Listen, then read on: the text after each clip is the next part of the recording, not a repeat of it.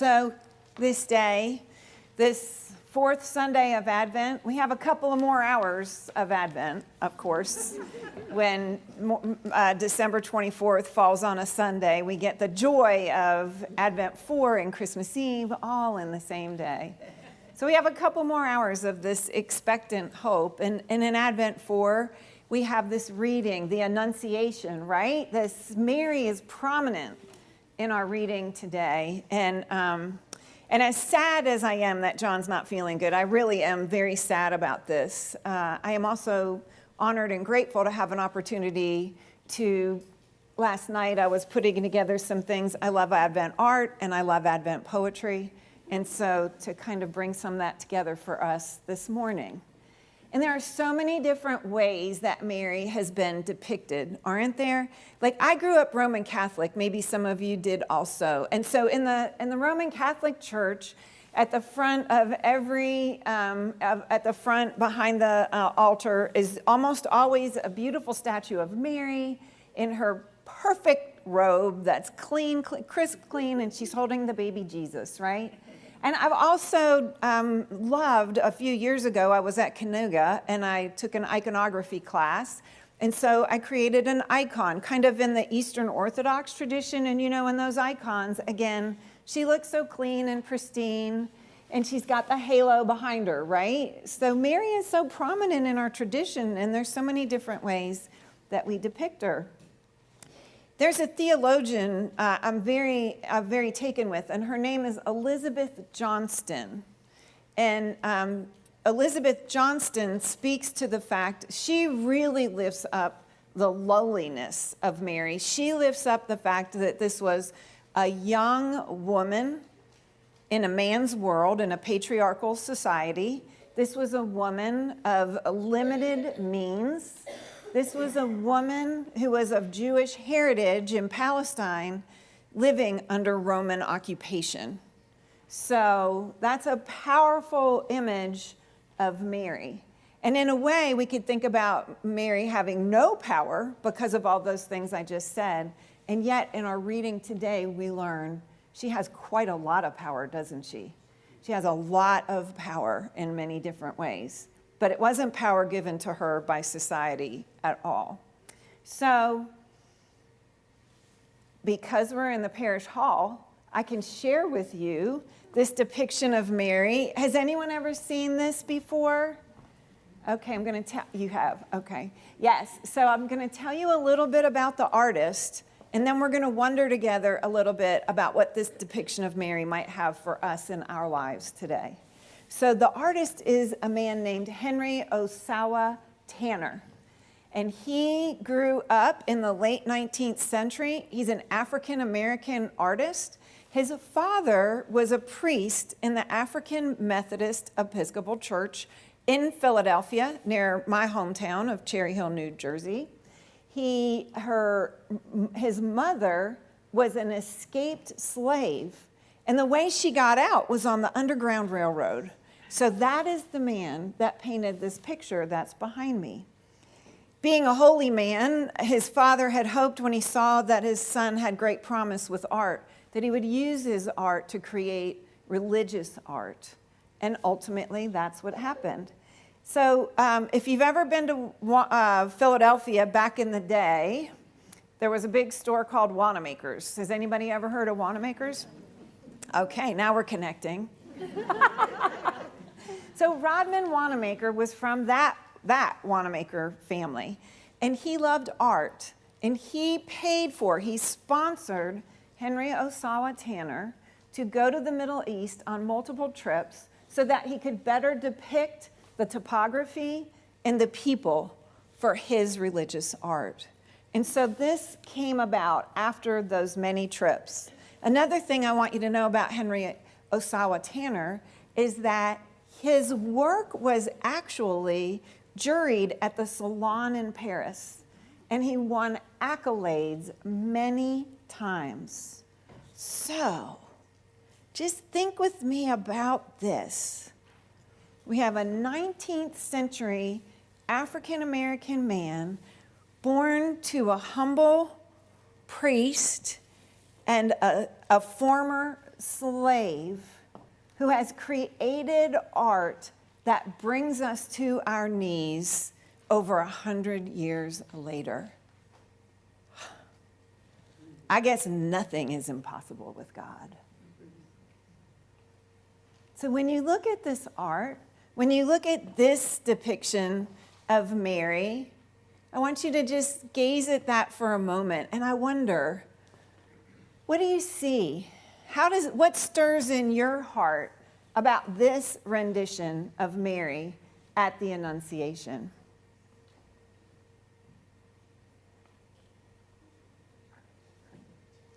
So a few things I notice. I notice that it looks like her bed linens are rumpled. Okay? So like, she was sleeping. I mean, come on, what a wake-up call, right? She's sound asleep. And then this happens. I also notice, I don't know if you could see it from there, but if you choose to Google this up later, you can kind of see her bare feet creeping out from underneath her bedclothes. And to me, that just reminds us of her humanity, of her vulnerability. She's so very real. And then check out the tilt of her head. What? Yeah. So it kind of depicts the pondering. You know, she was pondering what he said. But I don't know if I see so much fear, do you? It's kind of like, so I think about, I've raised a teenage girl, and you know, I love teenage girls and boys, all of them, but there's some phase many girls go through where they're kind of like, you know, I know a lot. So maybe she's like, you know, I know a lot. What are you trying to tell me here? I don't know, maybe not. But that did run through my mind. This is a beautiful thing about art and poetry. We interpret it like scripture in our hearts of where God is speaking to us in that moment. And the last thing I want to point out in this is look at that depiction of the angel. There's no wings. It's abstract, right? And so in my own life, in walking with so many others in their spiritual journeys, the only time winged creatures have come into the mix with a message have been, I do hear a lot of people say that cardinals landing in certain places remind them of people who have died. I don't know if that's true for you, but I've heard that many times. And I know sometimes there might be like a hawk or another a bird that comes by that feels like there's some kind of profound message. But I don't know anyone who a winged angel showed up and started talking to them. But often we have these kind of diffuse experiences of knowing God has a message for us. Have you had that experience? Have you ever had that experience? And I kind of wonder if that's not what Henry Osawa Tanner is giving a nod to in this very abstract depiction of the angel, the way that God comes to us in kind of, I don't know, just a sense of presence, a sense of knowing, a sense of encounter. So perhaps we have heard the story of the Annunciation so many times, we can forget that these are not actors in a play who know how it's going to end. These are real people with real fears and real experiences. And so let's think about this young woman who is being asked to do something that in the culture of her day, in the culture of her time, she could lose her life by saying yes. This is a scary ask that has been made of her. And she comes from humble means, and so there's no one to help dig her out of this. It helps us to connect with the courage that Mary must have had to say this holy yes. And I've got to believe that not only was it terrifying and dangerous for Mary, but could we imagine this was terrifying and dangerous for God? For God to choose to be poured out into the womb of a vulnerable young woman who had very little protection around her to choose to be born in that way at that time, maybe was a bit terrifying for God as well. I don't know. I'm just wondering with you. So then Mary engages with the angel with a really reasonable question. She says, how can it be? Well, that is for really good reason, right? Like, how? I can't see the end of this. There's no way this is going to happen. And her question doesn't feel like defiance or skepticism. What if her question was actually one of being holy and open to the mystery? How? How can this be? A sense of curiosity, a sense of wondering at that time. And in this encounter, we see what is called Mary's fiat, her holy yes. When she declares, here am I, the servant of the Lord, let it be with me according to your word. And with that holy yes, the trajectory of the world is changed. The whole course is different. One holy yes. So here we are, just a few hours of Advent left. Got a couple more to go, right? And Advent is a time of expectant hope. It really is. It's also a time, hopefully, if you've had some space to really live into it. I know that's a lot harder for those of us who have young children running around and things, but hopefully there's also some time for reflection. And I think whenever we go into self-reflection, we also can maybe reflect on the things in our lives where there's pain, where there's hurt, where there's disappointment or grief or whatever. And so I think we can be like Mary in a way and wonder, how can anything good come from this? How can anything good come from this? But if you think about it, it's Mary's very lowliness of being a woman in a man's world that makes it possible for her to create the womb for God to be born. It's from her very weakness, and what culture says is weakness, that she is Theotokos, the Christ bearer. And so it has me wondering, where in my life, where in your life, is God desiring to enter into something to create something new that might be just unimaginable to you? Is there a place in your life that you cannot imagine that God could create something good from this? Maybe a fractured relationship, an addiction, perhaps some financial struggles, a grief, a sense of weariness of war in the world, right? It is these very places.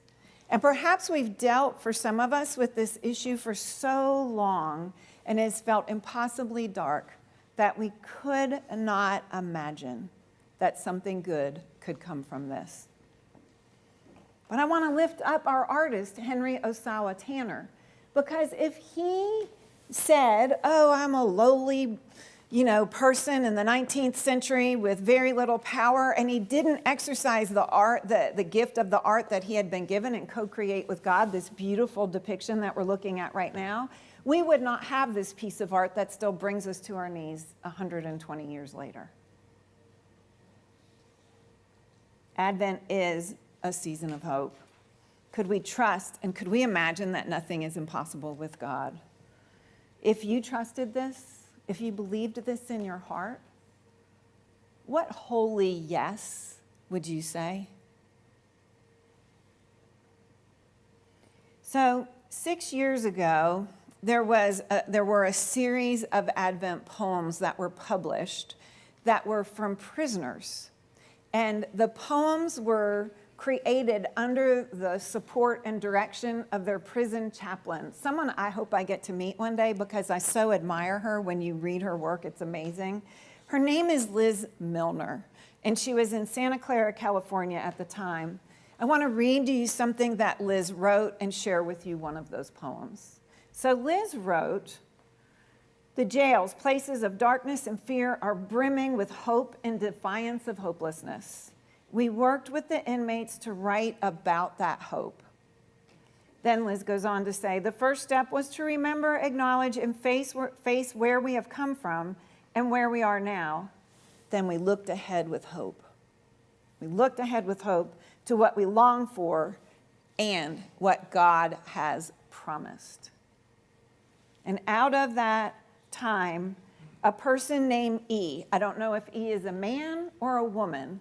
They're all identified just by a letter, and she worked with men and with women. But E wrote a poem I want to share with you now. It's called The Light in the Mirror. When I look into the mirror, I see brokenness. I see dark spots. Nothing looks clear. It is so heavy. It is so dark. Even myself, I cannot see behind. It is really painful. It's not who I am. I don't see the goodness. I don't see the happiness, the happy I was. Today, I desire to change my life. I go back to the mirror to see one more time. I saw a tiny light. Behind all the dark, the tiny light was writing on the mirror. You have one more chance. What are you waiting for? Try one more time. Don't look at the past, because I am ready to shine through you the rest of your life. Thank you, my Lord. Jesu Christo.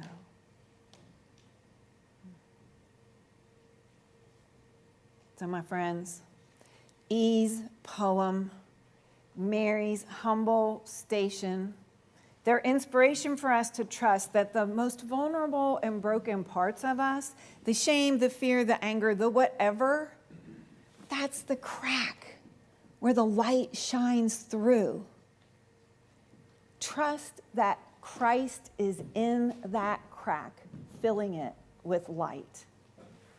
The God that was born to an impoverished refugee can be born anew each and every day. We are invited to offer our holy and brave yeses. For nothing will be impossible with God. Amen.